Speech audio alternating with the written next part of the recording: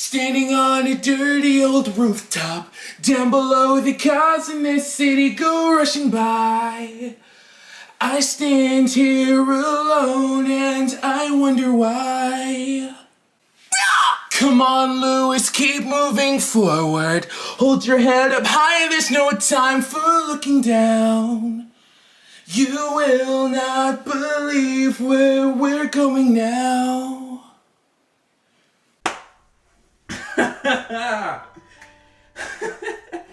Joseph Anthony Jonas. I am so perplexed. I just made that up. I don't even know if that's his actual name.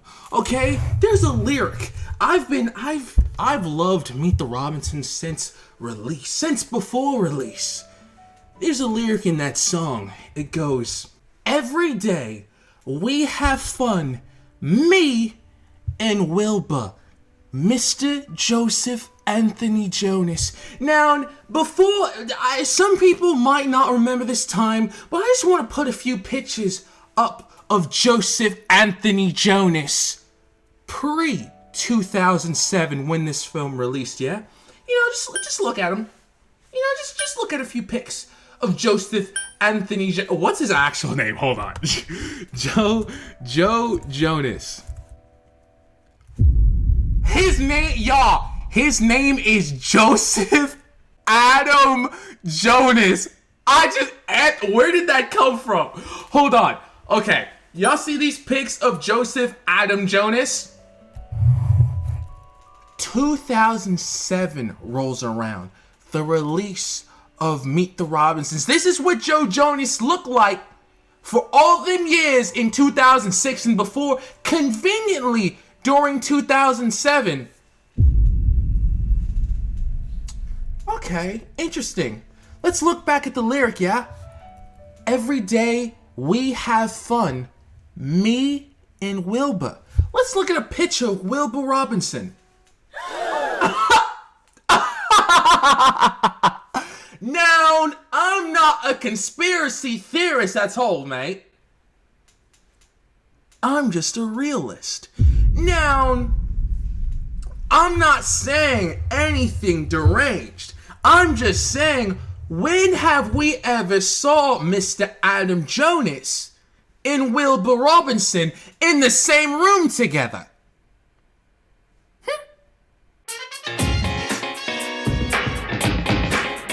Hey, what's going on, humans? It's Justice. This has been, Meet the Robinsons is it's my favorite Disney animated film besides like Disney. No, I think it might be my favorite Disney film, period. Like, besides all Disney princesses, besides like DComs and all that, besides like anything, I think this is legitimately my favorite Disney product ever. And it's been like that since it first released in 2007. And it's just followed me all throughout my entire just childhood into my adolescence, into adulthood, realistically. I think this film just holds a very special place in my heart because of the many different messages that are inside of the story in and of itself. But just, it's one of those products that is enjoyable for children. Of course, when I saw it, I was a literal child. And then it's enjoyable for people older than that. It's a family film, of course, you know. It stuck with me all throughout childhood, all throughout my entire life for one specific reason. And it has to do with this quote from Walt Disney that's in the film. And I'll read it here. It goes, "Around here, however, we don't look backwards for very long. We keep moving forward, opening new doors and doing new things, because we're curious, and curiosity keeps leading us down new paths." Walt Disney. It's in the film. I'm not going to try and spoil too much, but if I do, I'll put a warning at the start of the video just in case. It's a quote that, I mean, all throughout life, we hear through adolescence, through adulthood, keep moving forward. No matter how many times you get knocked down, I get knocked down, but I'll be up again. No, keep me down. I get knocked down, and I get up again. No, keep me down. I get knocked. Who that. I get knocked down and I get up again. I'm so sorry. I'm supposed to be organized in these videos. I get knocked down, but I get up again. Chumbawamba, 1997. That was the year that Final Fantasy VII came out. 2 years after the original PlayStation 1, which originally released in 1995 in Japan, but then following year in 1996 in all the other regions. Oh, I'm a dumbass. I just looked it up. It was December 3rd, 1994. Oh, happy 30th birthday, PlayStation. It was 1994 in Japan, and then 1995 in America. I the rest of the world, I always get that mixed up. What was I talking about? Oh, we always have this message of keep moving forward. No matter how many times you get knocked down, get back up again. And that is a message that I feel like a lot of people hear, but not too many people understand, because failure is something that is shamed upon. It's not something that we like. Of course, nobody likes to fail, because it sucks. It does. It really does. I think in the film we see Lewis, our protagonist of the story. He is an orphan boy who has been rejected his whole entire life. He keeps track of all the adoption interviews that he's had, and he says, I've had 127 adoption interviews, and none of them wanted me. Not even my own birth mother wanted me. I'm never going to receive love, ever. And this was something that was eating away at Lewis. I mean, he's only 12 years old. Of course, this hurts. This pains him, And I guess she's like the overseer of the orphanage, Mildred. She says, you have to get out of the past and look to the future. Now, while I agree with what she said, I don't agree with how she made it seem. I 1000% agree that people should not be stuck in the past and should look to the future. And the future starts now. The future starts this very fucking moment. It doesn't start in 10 years, doesn't start tomorrow. It starts now. But the thing that I feel like a lot of people don't get about holding on to trauma that confines you into this perpetual cycle of reliving the thing that hurts you, is that, well, yes, you do have to get out of the past. It doesn't mean you have to forget what happened to you. Lewis has been rejected 127 times, and that shit hurts. It does. And you'll have people who will come up to people. It's like, you just have to get over it. You have to look past it. You have to look to the future. Forget all those people. They weren't right for you. No. That shit, he got rejected 127 times. That shit hurts. Feel that. Acknowledge that it hurts. Don't try and push away your emotions. Don't try and, well, it doesn't matter. I'm supposed to be happy. Who cares? Let yourself feel that sadness. 'Cause it is sad. It does suck. But it doesn't define you. Okay? Lewis and Goob are two of my favorite characters in this movie, specifically Goob, because I mean, all throughout my childhood, even into my teenhood, I would say I was like Goob all throughout my entire life. And if you haven't seen the movie, I'll put like some photos up of what Goob's like. Just like, imagine the most dejected, sad person who constantly is living the worst day of their lives, and they're not even trying to hide it. It gets to a point for people who are in this perpetual state of rejection or sadness or feeling outcasted by society or by life itself, is that you get to a point where you are so comfortable in that sadness that it almost becomes a routine. It almost becomes a thing of, I could figure out a way to get rid of this sadness, but it's such a part of my life, and this feeling is so addicting. Why would I want to? And maybe not consciously, but I know when I was in that state of perpetual sadness that I was all like, I think I'm addicted to this feeling. I genuinely think, and it's sad to think about, but I'm so glad that I've made the steps in my life to become a better person, to become more happy with myself and with my life, that seeing Goob like this, man, it fucking sucks. It hurt. It's just, Goob, he's one of those, he's that person who doesn't take responsibility for his own life, because realistically that's all you have responsibility over. He blames all of his issues on outside people, outside sources, specifically on Lewis. And he has this goal. He has if you watch the movie, he has this little like unicorn diary. I laughed so hard when I rewatched the movie because I thought about it, because I have a diary myself. And I was all like, wait a minute, this looks like Goob's diary, what the fuck?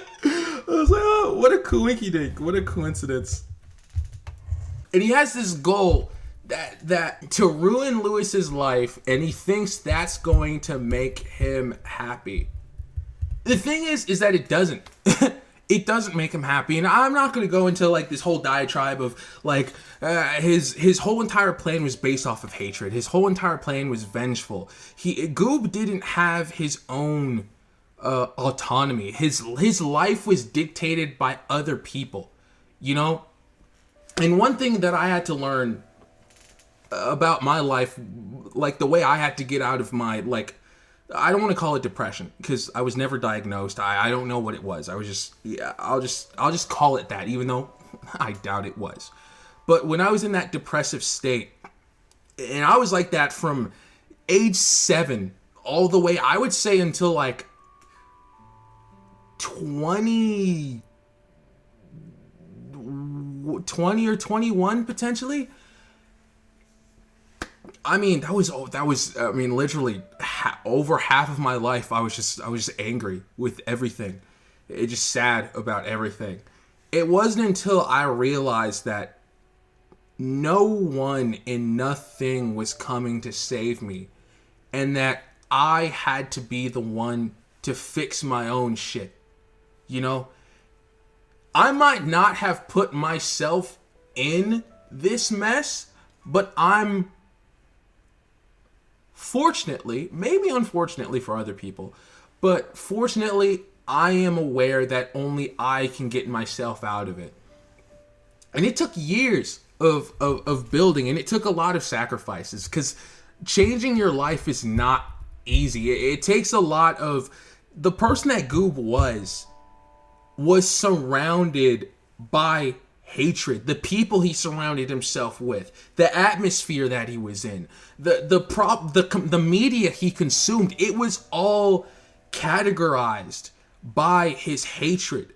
And I knew that for me, I had to cut out so many things from my life when I decided I can't do this anymore. I have to get control of my own destiny. I had to cut out, it doesn't matter what I had to cut out, but just know, like, the person I am now versus the person that I was like a few years ago. Jesus Christ. Jesus Christ. Because the thing about being in that depressive state, and this is what I mean when I talk about specifically for myself, but I'm sure other people as well, when I say people are stuck in this perpetual cycle of sadness and they want to continue to be sad, even if they don't even if they don't think so consciously, but subconsciously, you enjoy that sadness. Let's be honest. If I had told myself I had to cut off family, I had to get off social media, I had to stop consuming this type of content, I had to stop hanging around my certain friends, I had to start hanging around other type of people, I'm not doing that. What, you want me to get rid of my family? You want me to get rid of social? You want me to do what? I'm not doing that. That's my life. You hear what I'm saying? That's my life. I was so addicted to that cycle of sadness that any sort of sacrifice or any sort of thing to actually better my life, I didn't even want to take it. I didn't even want to think about it. But when I got like a little taste of the life that I actually desired for myself, I was all like, get rid of it all. Whatever, I don't care. Get rid of it all. And that's what I feel like. I almost spoiled something. I almost spoiled something. But that's what I feel like a certain character is doing off the screen at the end of this movie. We see a certain character, their pursuit went from extreme bitterness and extreme hatred. Everything that they chose to do in life surrounded revenge, surrounded sadness, and now they have a blank slate. And that's why that character, even though I know they're supposed to be comedic, I know they're supposed to be the stupid little bit, but I love that character so much because they remind me so much of myself, and the fact that even though their ending is ambiguous, I have a lot of hope for what they could potentially do in the future.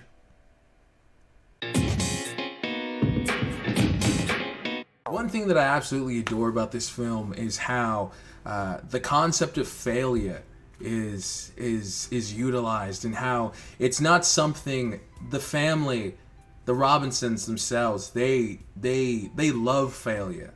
I shouldn't say they love it, but they accept it. They don't shy away from it. They don't let a minor setback or something not going according to plan ruin how they see themselves. They see failure as a way to improve. I wish I had the quote written down, but one specific character says, "You don't learn anything from success.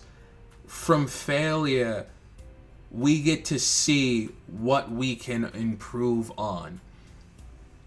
And I know I shouldn't have to explain this, but just I know how the internet kind of works. It's not that failure should be something that you aspire towards. It's not that you should want failure. It's just that you shouldn't let failure be the thing that stops you from gaining that success. You know? Lewis... Oh my god! Okay. So at the end of the film, Lewis is talking to somebody, and he goes, if you've seen the film, you know I did that. He goes, somebody asks him what was his favorite invention. What was his best invention? And he points to that invention that almost made him quit wanting to be a scientist. And it was the invention that he failed making. And he almost gave up on his dream. But he kept with it. And because he didn't give up, he kept trying. And he succeeded, that he knew he could finally do it. And that was his favorite invention. Not the time machine, not the talking robot, not even the family that, I mean, I guess he didn't invent that, but just the first project was his favorite. And I was all like, I see it. I see it. I was debating showing y'all this. But you know what? This is the first diary that I had. This is the second diary. This is the latest one that I have. This is the second one. The first one is full of goob. The first one, I was goobing it all up in that time. That sounds fucking crazy. But I was so sad in that diary, lads. I think ultimately it came down to a point where I was so consumed in hatred for everything that I was breaking down. I was breaking down. And I needed a change. And I'll tell you when this was. It's entitled Dear Gregory. This was on August 2nd, 2023, right before I went back to college. I dropped out at that point. I know you're still in there, hurting. Every time I start to cry, I hear you yelling out for my hand, but I can't hold you. I can only use my words and hope they reach you. I need you to know that it was never your fault. The way they treated you was on them, not you. You were merely a child. If anything, they were the ones who failed you rather than you failed them. I know my words are a few years too late, but I hope they bring you comfort. I hope that wherever you are, you can finally rest peacefully. I'll do any and everything I can to protect you like they should have for you in the past. They hurt you, and you have every right to feel angry, but know that you're with me now, and I promise to keep you safe, kid. Rest easy, Gregory. The hardest part is over. Love you forever and ever, Evie. That was a message written by me for my younger self, and if you actually notice, it's the Meet the Robinsons logo. I use the lyric at the end of the movie. Oh my god, that song makes me cry every single time.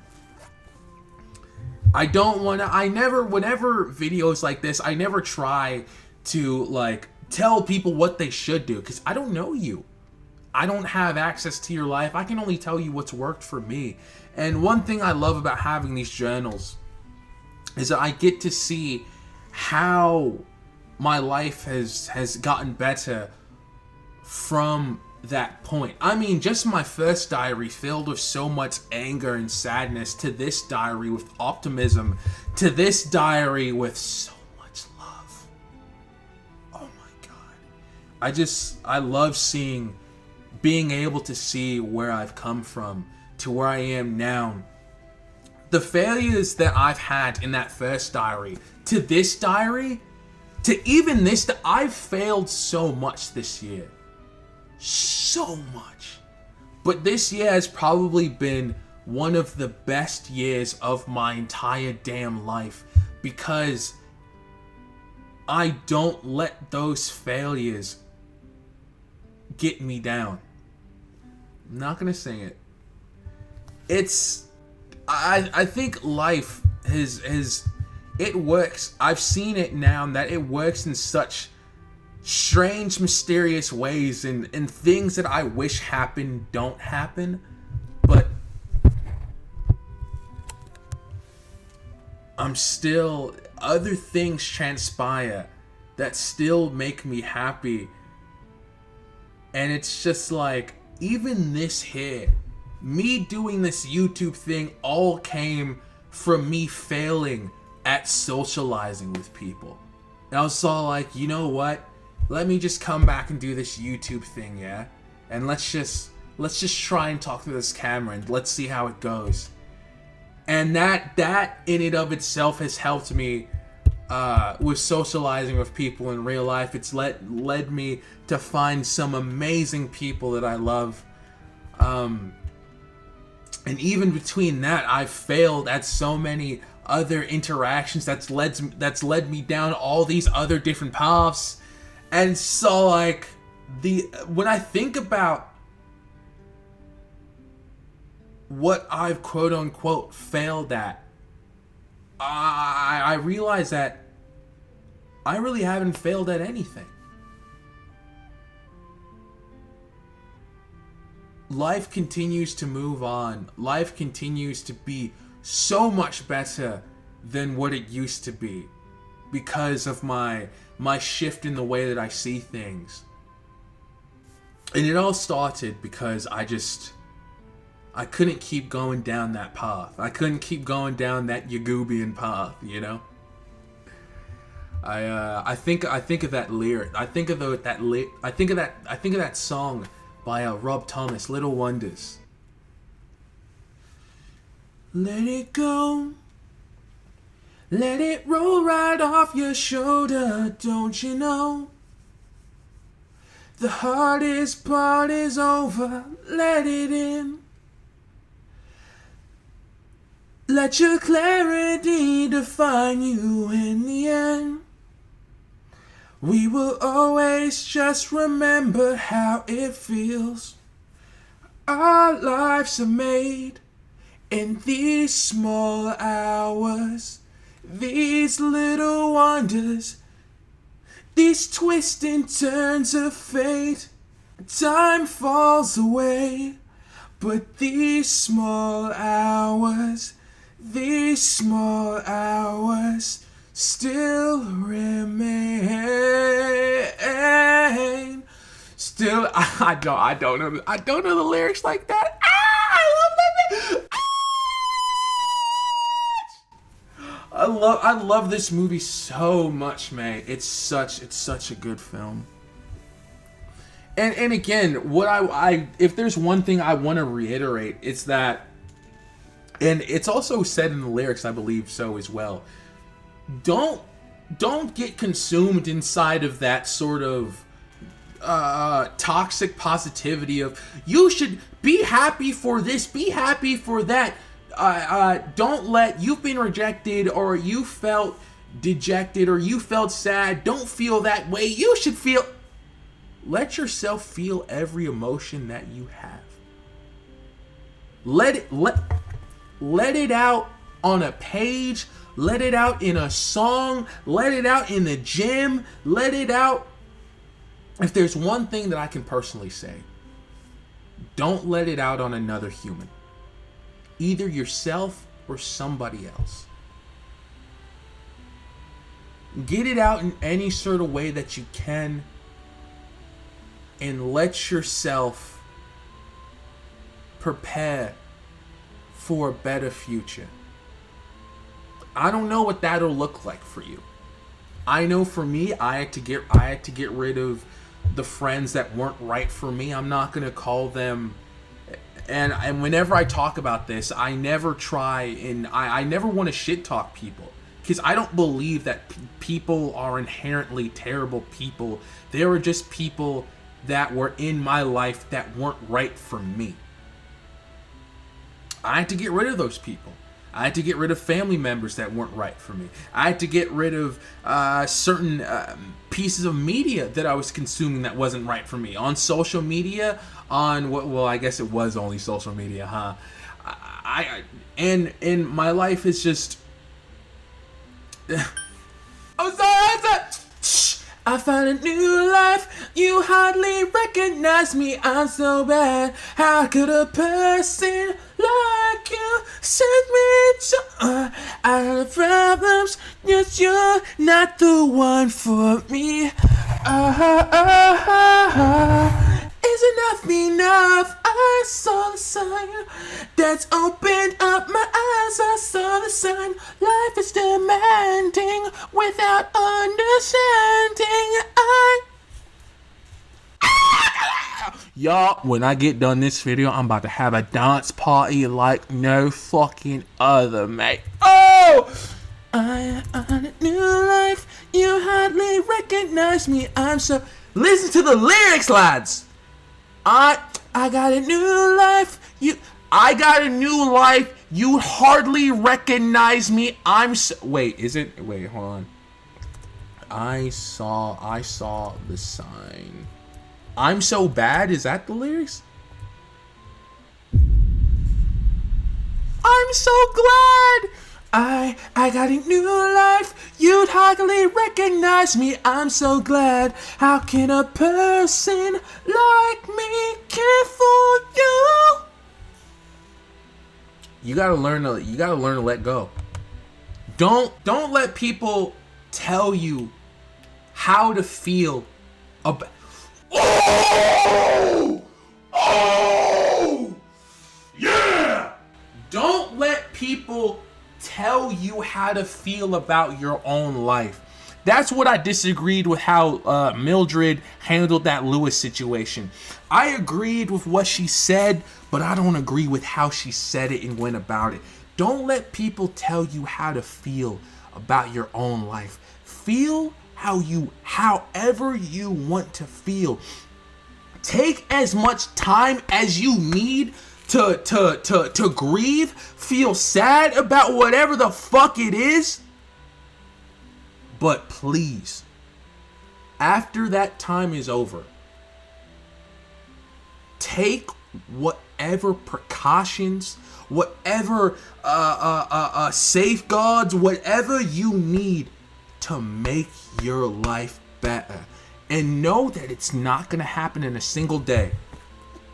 That diary entry, August 2nd, 2023, I started those seeds when I was 15. The fruits of that labor didn't start to appear until this year, 2024.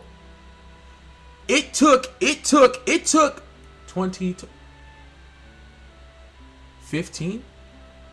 It took almost 8 years. It took almost 8 years. But I don't care how long it took, because there's nothing that would make me want to go back to the way that I was living previously. I am so glad that I took the precautions that I took. It took a lot. And you're not going to get it in one day. You're not going to get it in 1 month. I don't want to scare you away, but it takes time. It really does. But when you finally see the cracks in your life start to repair themselves, trust me when I say you're not going to look back. Trust me when I say you're not going to look. And it's not going to be easy. It's not going to be easy. I can't lie to you. It's not going to be easy. But trust me when I say you're going to thank yourself in the future. 10,000% you're going to thank yourself in the future. Speaking of which, one thing that I want to highlight is this movie takes place in the year 2037. Wilbur Robinson is 13 in the film, meaning he was born in 2024. This year, hopefully if I upload this on time, I'm recording this on the 24th. The amount of people who have texted me this morning, Merry Christmas, Eve. I know what you little bastards are doing, and it's not funny. It kind of is. He was born this year. I don't know. Do you ever just look at characters? I'm just like, Lewis is 29 right now. Wilbur's just been born. Oh my god, it's just like, it's so crazy to think of. Whenever I thought about this movie, I was so dumb. I thought this movie took place in like the year 3000. I said I've been to the year 3000.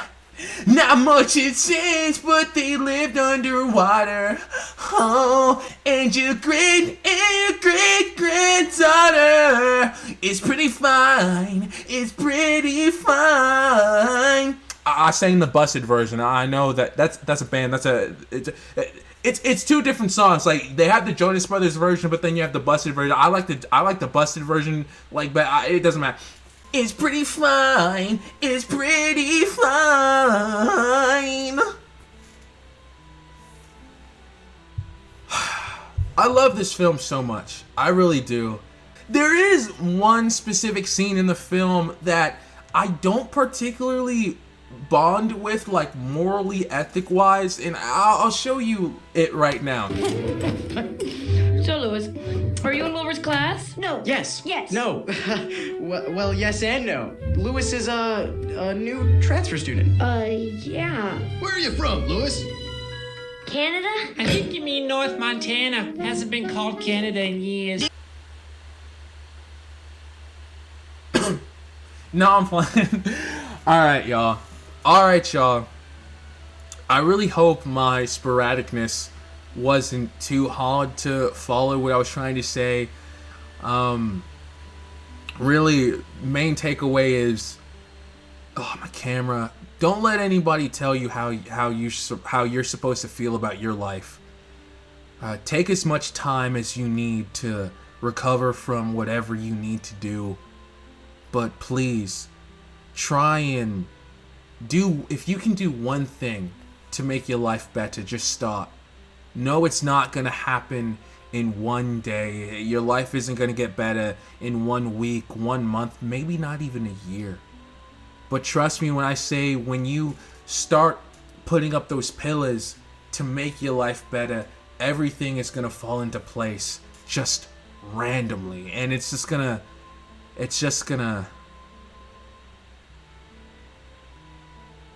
be crazy one day when you look back on who you used to be versus who you are in the future. And know that the future starts not tomorrow, not next week, not next year, not on New Year's. It starts now. Yeah.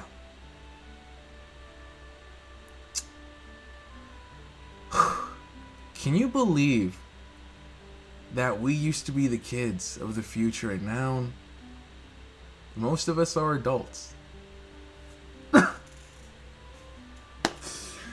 Oh my gosh, I could literally start crying. Yeah, take care of yourselves, y'all. Please. It's been Eve, Evelyn Justice, and I'll see y'all in the future. Peace.